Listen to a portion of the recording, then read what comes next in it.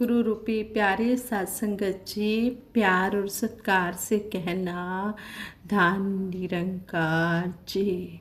सतगुरु माता जी का शुक्राना करते हुए सतगुरु माता जी के आशीर्वाद से दासी ये समय पर ही विचार रखने जा रही है कि हमने समय के महत्व को जानना है। जो समय बीत गया है वह दोबारा आने वाला नहीं है, इसलिए हम समय के महत्व को समझें।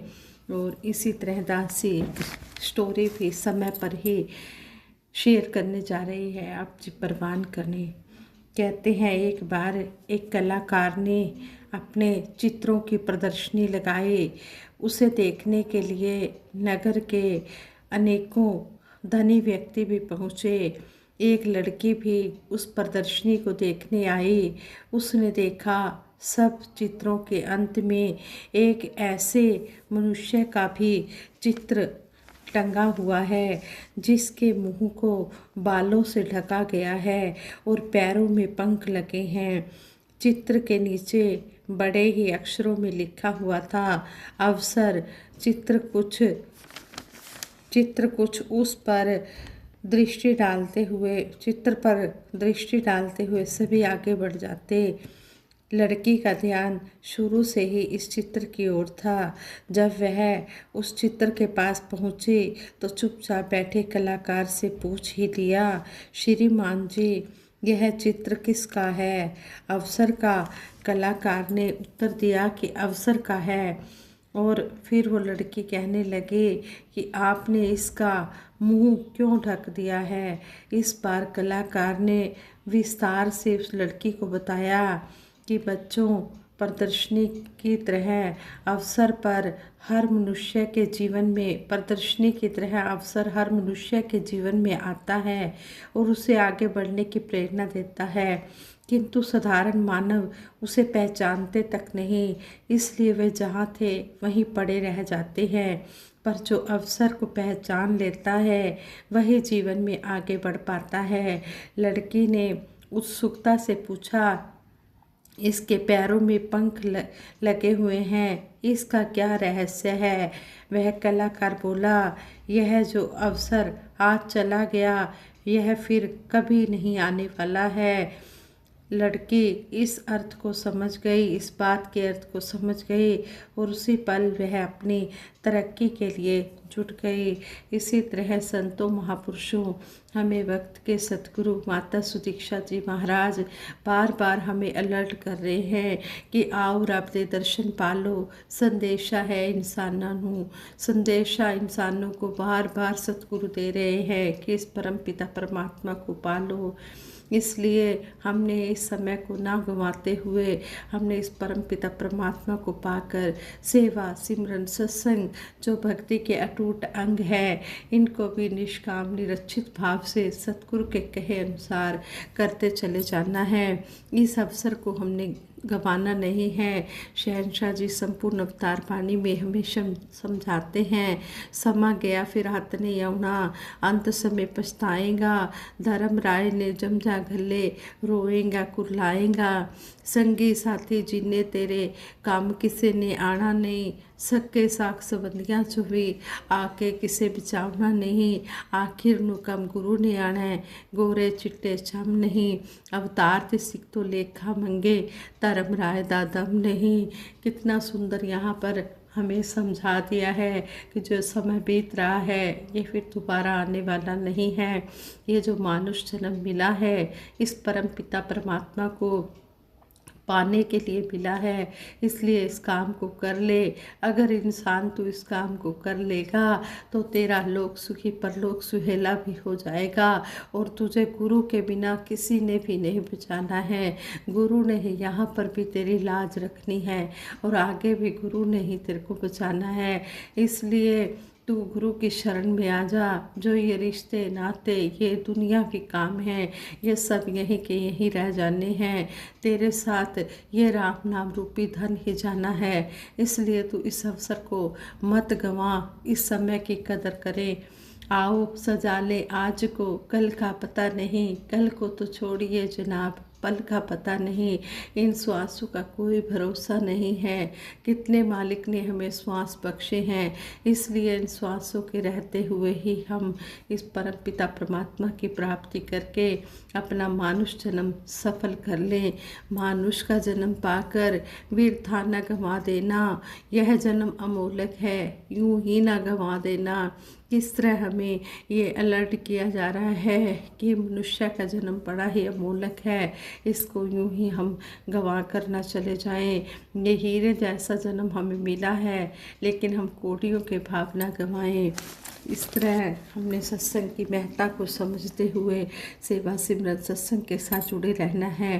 और जो भी सतगुरु के समय समय पर आदेश आ रहे हैं सेवा के लिए, सत्संग के लिए, सिमरन के लिए, हमने उसको हूबहू मानते चले जाना है। सतगुरु के वचनों को मानेंगे तो हमारे जीवन में खुशियाँ ही खुशियाँ आती चली जाएंगी। और अब हमें जो मौका, सेवा के मौके मिल रहे हैं, हमने इनको भी करते चले जाना है। और फिर सेवा के मौक़ों के बाद फिर संत समागम में जाकर भी हमने आनंद पाना है। और जिस तरह हमारा 75वां वार्षिक प्लैटिनम जुबली समागम आ रहा है, हमने इसमें आनंद लेना है। सब खुशियाँ मनाओ संतों, ये समा सुहाना है, बढ़ चढ़कर सेवा कर लो, संत समागम आना है। तन मन धन की सेवा का भरपूर मौका है, ना समय गंवाओ कर लो जो जो भी सोचा है। अगर अभी न कुछ कर पाए फिर तो पछताना है। तो यहाँ पर भी हमें इस गीत की लाइनों में भी यही समझाया गया है कि सब खुशियाँ मना लो, ये जो समय है बड़ा सुहाना है। और हमने सभी ने बढ़ चढ़कर सेवा में, संत समागम में आना है।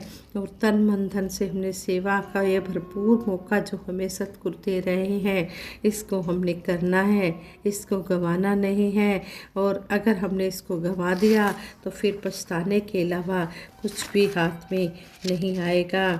आज संगत जी कहते हैं, संत निरंकारी मिशन का उद्देश्य है संसार के सभी इंसानों को एक लड़ी में पिरोकर एक सुंदर और विशाल मानव परिवार का निर्माण करना और इस परिवार के छोटे बड़े सभी सदस्यों को अज्ञानता भय से मुक्त करना।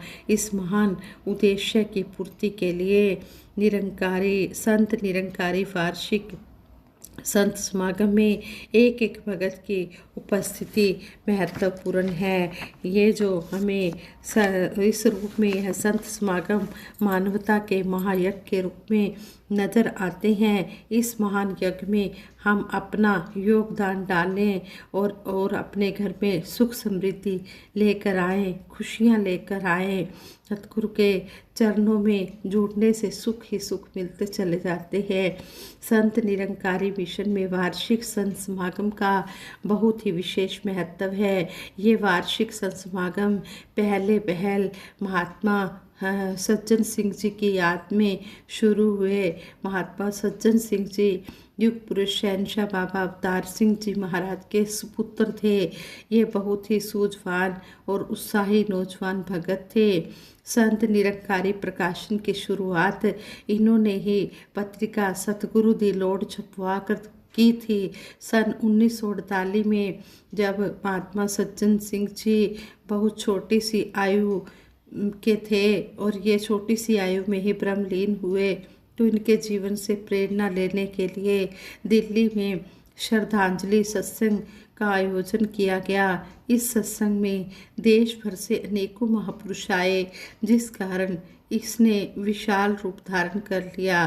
बाद में इसे हर वर्ष आयोजित किया जाने लगा। यहीं से वार्षिक संत समागम के आयोजनों की शुरुआत हुई। और कहते हैं कि ये संत समागम जहाँ भगत जनों को भक्ति मार्ग पर दृढ़ करने में सिद्ध हुए हैं, वहीं अनेकों नए लोगों तक मिशन का संदेश पहुँचाने के माध्यम भी बने हैं।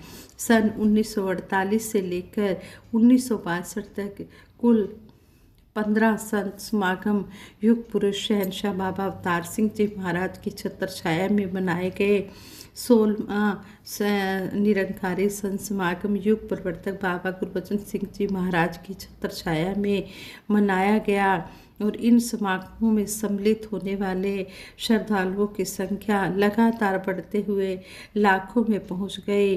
परिणाम यह हुआ कि संत समागम के लिए बड़े बड़े मैदानों की खोज होने लगी। सन 1980 का 33वां वार्षिक संत समागम सतगुरु बाबा हरदेव सिंह जी महाराज की छत्र छाया में होने वाला पहला संत समागम था, जो कि राजघाट, शांतिवन व विजय घाट के सामने वाले विशाल मैदानों में संपन्न हुआ और संत निरंकारी मिशन सफलतापूर्वक लगातार ये संत समागम आयोजित करता आ रहा है।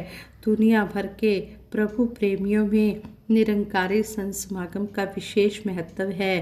पूरे संसार के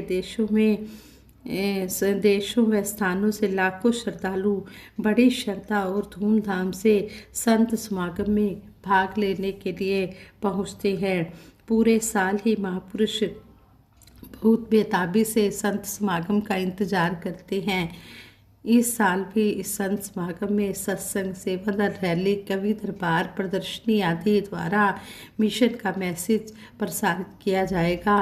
संत समागम में पहुंचने वाले श्रद्धालुओं के रहने, लंगर, कैंटीन, टॉयलेट्स व बाथरूम्स, सत्संग पंडाल आदि की सुंदर व्यवस्था को देखकर आने वाले हैरानी से भर उठते हैं और प्रतिदिन के सत्संग में सतगुरु भी के पावन प्रवचन सुनकर सभी श्रद्धालु आनंद महसूस करेंगे।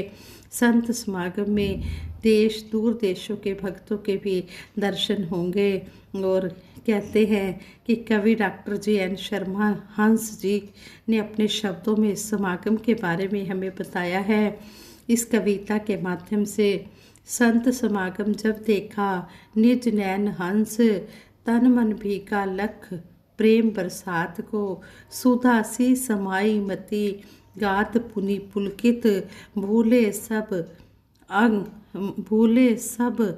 अंग अग जग तात मात भ्रात को, ज्ञानवंत प्रेमवंत संत थे अनंत वहाँ, जैसे जगमग तारे पूनम की रात को, सतगुरु शशि सम बीच में विराज रहे, बरसम सजा रहे तारों की बारात को। वह हर व्यक्ति जो शांति, प्रेम व आनंद का चाहवान है, उसके लिए यह संत समागम सुखद व आशा का प्रतीक है। हर मानव इस संत समागम में सम्मिलित होकर धरती पर स्वर्ग के साकार रूप लेते देख सकता है और इस संत समागम में निश्चित रूप से जनमानस में आध्यात्मिक, सामाजिक क्रांति की प्रेरणा भरपूर करेगा। आओ हम सभी ने ये जो हम सेवा के आनंद ले रहे हैं, जो सतगुरु की सच्चे पातशाह की कृपा से हमें ये सेवा के मौके मिल रहे हैं, इन सेवा के मौक़ों के बाद हम सब ने संत समागम में आने की भी भरपूर तैयारियां करनी हैं और इस 75वें वार्षिक निरंकारी संत समागम की खुशियां लेनी हैं और सभी ने परिवार से पहुंचकर सतगुरु के आशीर्वाद लेने हैं और संत समागम का आनंद लेना है। संत समागम बड़े ही भागों वालों को मिलता है, जिसके बड़े ही ऊंचे भाग होते हैं और इस तरह सौभाग्य से सेवा भी मिलती है और सत्संग भी मिलता है और सिमरन भी होता है। सतगुरु माता जी अपना प्रेम भरा हाथ, प्रेम भरी नज़र सभी के ऊपर डाल के रखना। जिस तरह आप जहाँ जहाँ भी संतों महापुरुषों की सेवाएं समाल का समागम ग्राउंड में लगी हुई हैं, वहाँ पर ही सतगुरु माता जी के डेली दर्शन भी हो रहे हैं और दर्शन कर करके सारी संगतें निहाल हो रही हैं और यही कह रही हैं कि सच्चे पातशाह आप जी कितने दयालु हो, कितने कृपालु हो। जहाँ जहाँ भी सेवाएं मिली हैं वहीं पर ही आप हमें दर्शन दे रहे हो। आप जी का लाख लाख शुक्राना है। रूह गदगद हो गई है दाते या दर्शन करके तेरे ज्ञान दे चानन ने कीते दूर दिलां दे हनेरे। सच्चे पातशाह आप जी के दर्शन करके आत्मा भी गदगद हो रही है और आप जी ने हमारे जो अज्ञानता के अंधेरा था उसको दूर करके ज्ञान की रोशनी से हमें भरपूर किया है। इसी तरह सच्चे पातशाह एक गरीब निवाज अपने चरणों में हमें इसी तरह जगह देते रहना, बख्शते रहना। हमसे बहुत सारी गलतियां भी हो जाती हैं, इन गलतियों को हमारी क्षमा कर देना और हमें अपने चरणों से लगाए रखना। दासी इन्हीं शब्दों से असंगत माँ से यही प्रार्थना करती है कि अगर दासी से कोई ये विचार करते हुए गलती हो गई हो तो दासी को क्षमा कर देना और आगे के लिए दासी को सुमत बख्शना। सबके भले की कामना के लिए दासी सिमरन कराएगी, सभी ने मिलकर सिमरन में सहयोग देना है। तू ही निरंकार मैं तेरी शरण हाँ, मैनू बख्श लो। तू ही निरंकार मैं तेरी शरण हाँ, मैनू बख्श लो। तू ही निरंकार मैं तेरी शरण हाँ, मैनू बख्श लो। तू ही निरंकार मैं तेरी शरण हाँ, मैनू बख्श लो। तू ही निरंकार मैं तेरी शरण हाँ, मैनू बख्श लो। बोलिए सतगुरु माता सुदीक्षा सविंदर हरदेव जी महाराज की जय। निरंकारी राजमाता गुरु बचन अवतार की जय। साथ संगत जी प्रेम से कहना धन निरंकार जी।